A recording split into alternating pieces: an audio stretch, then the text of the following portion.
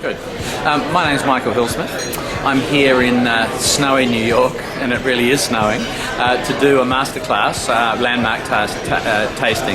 And I suppose it's really a treat for us because we're able to go and find some of the most exciting Rieslings and Pinots grown in Australia, both young and old, and put them on for a group of really interesting professionals here in New York. So it's a bit of a treat. The Rieslings were really interesting. We had predominantly 2010s, which in the main were pretty closed, and as you can imagine, not showing a lot of fruit, lots of acid, really quite closed up wines. And then we had this fabulous flight of aged Rieslings, where they'd made that transformation from basically being young and suddenly these tertiary characters, these wonderful honey toasted characters that you get in aged Riesling, and there were 4 just knockout wines. So I hope we made the point. People seem to be excited by the older wines, and that to me is something that Australia does that's special, that's very special,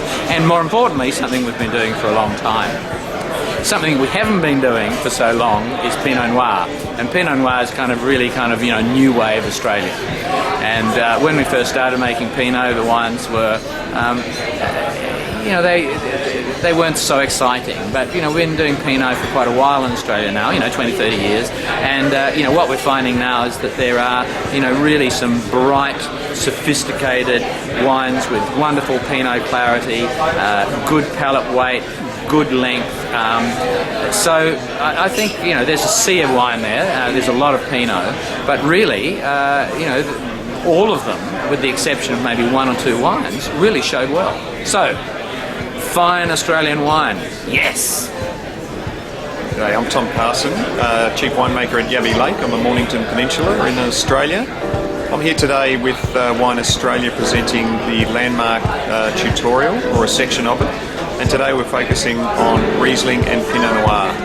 So what we're trying to do is show the very best of Australian wine. We're looking at young versions, recent vintages, but also aged examples of the wine.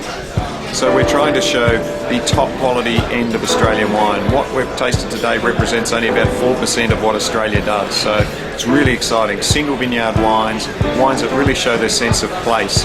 Wines made by people with real passion and commitment to the wine industry.